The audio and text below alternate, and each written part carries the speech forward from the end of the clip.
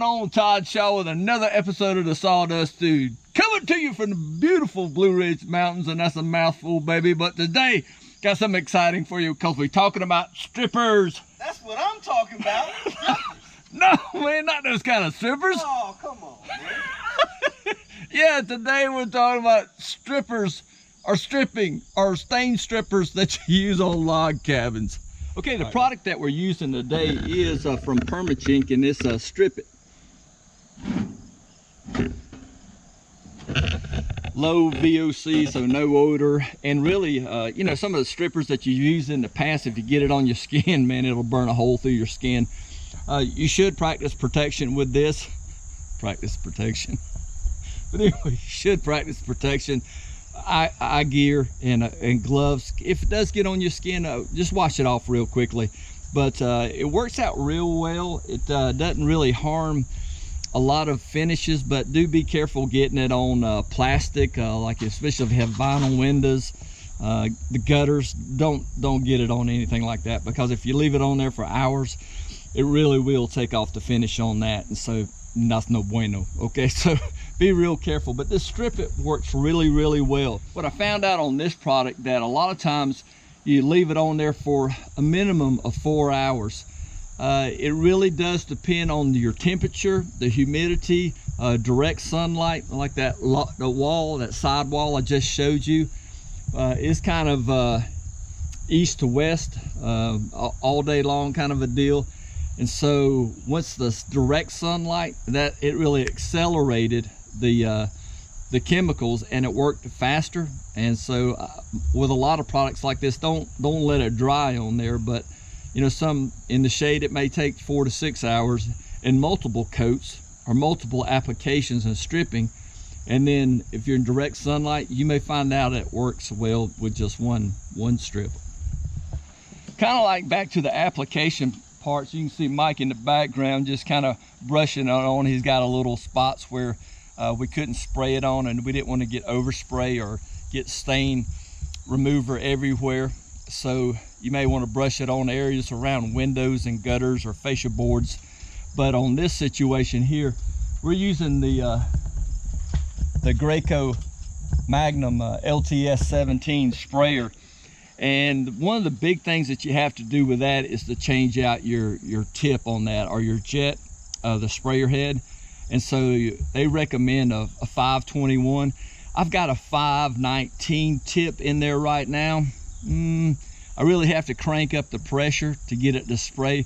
That 521, like they recommended, would probably be the best thing, or maybe even a little larger. So you got to have a nice size jet with, remember those last two numbers are the volume size. So you need something 21 or maybe a little higher.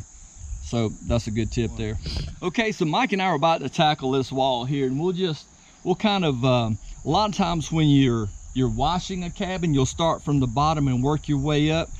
We're kind of treating this stuff like stain. We'll start at the top and work our way down, because once I strip all this stain off the cabin, we will have to go back and wash it with the log wash.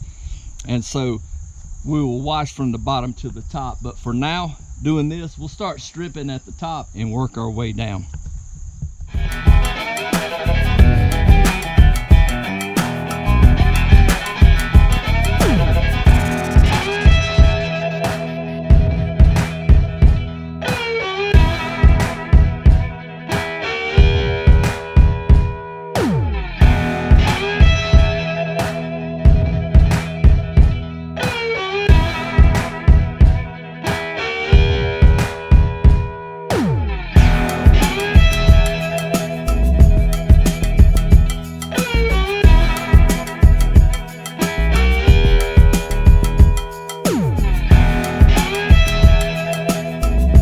We have our Strip It on the logs here, and it's been probably, I don't know, about 3 or 4 hours. And once again, what we're doing, I'm going to show you here in a second. You kind of see Mike in the background. This is the wall that we did last, but we're actually taking it off first because the sun kind of accelerated the stripping process, and so I don't want it to dry on my logs, so we're going to take that off first. And so on the back side of the cabin where it's real shaded and over the soffits. It's real, I need that to stay on as long, and that'll be the last one that we take off. So I put it on first, but it's gonna be the last. So we're just gonna use on this, is just use a power washer and just kind of use a cutting edge, not straight on with the power washer, but at an angle, kind of like this, and use the water as a hydro jet just to kind of peel off that stain. Because stripper's done his part, and let the power washer do his part. Now, let's go watch.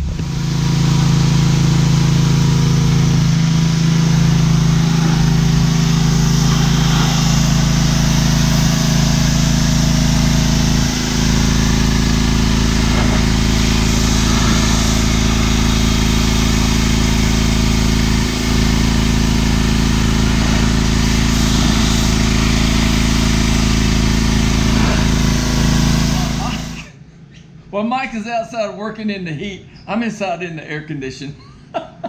No, a good idea, especially when you're power washing a house.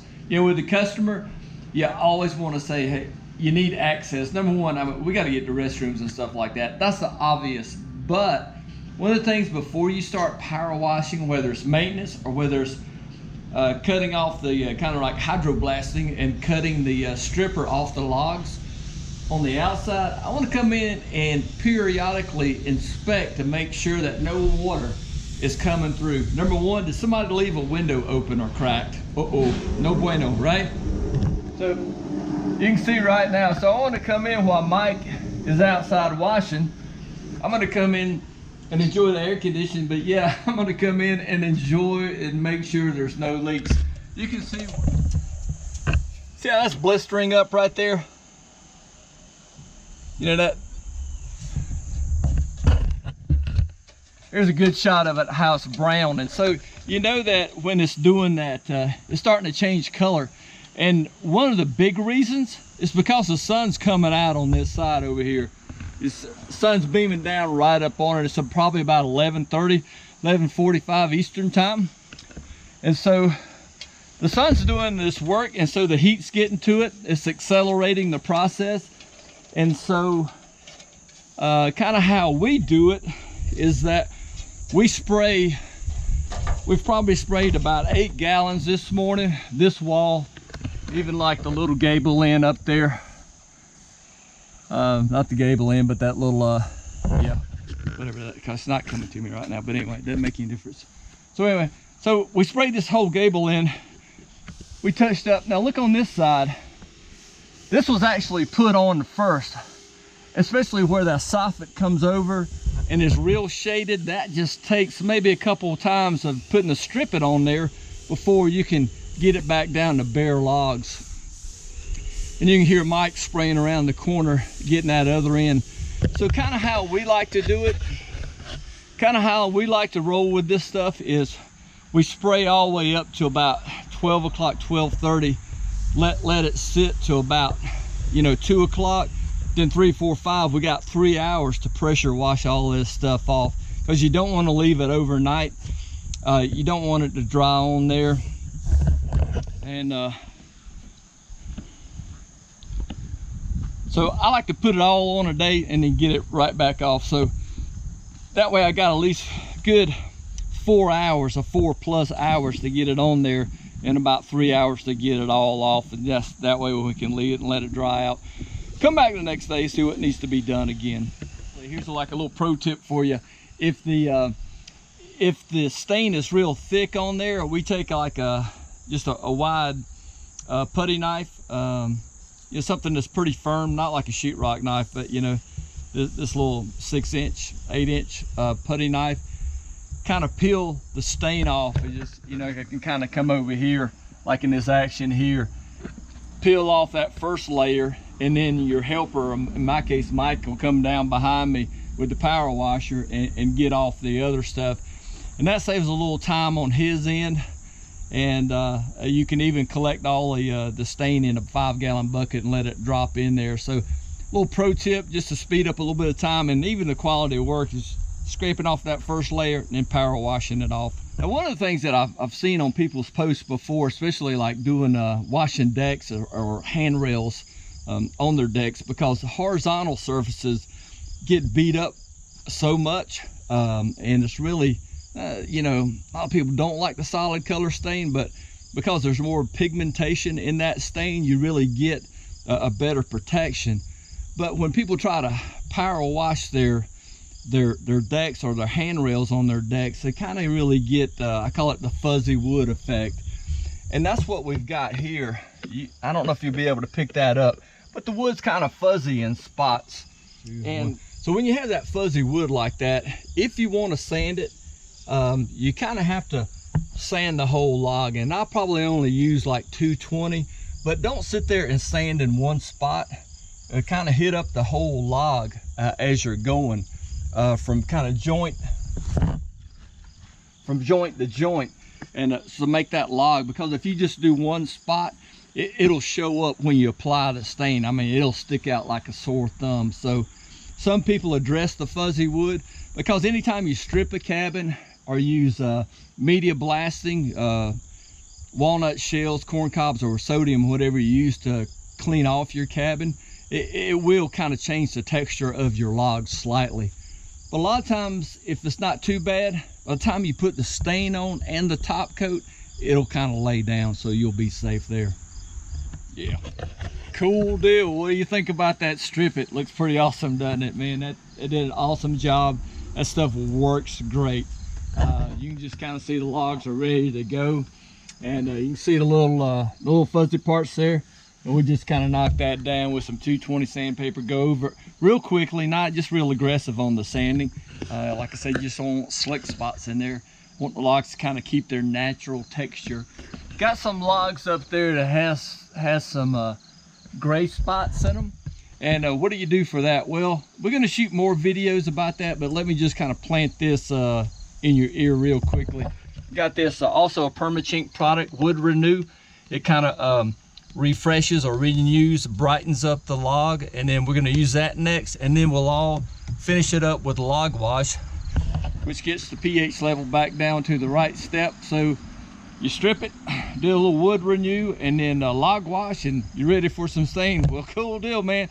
I appreciate you watching this episode of the Sawdust Dude, and all about strippers. It's all about strippers. Woo! But stain stripping. Okay, but you get that. All right, man. Hey, thanks for watching. Cool deal. I'll see you real soon. Oh, yeah.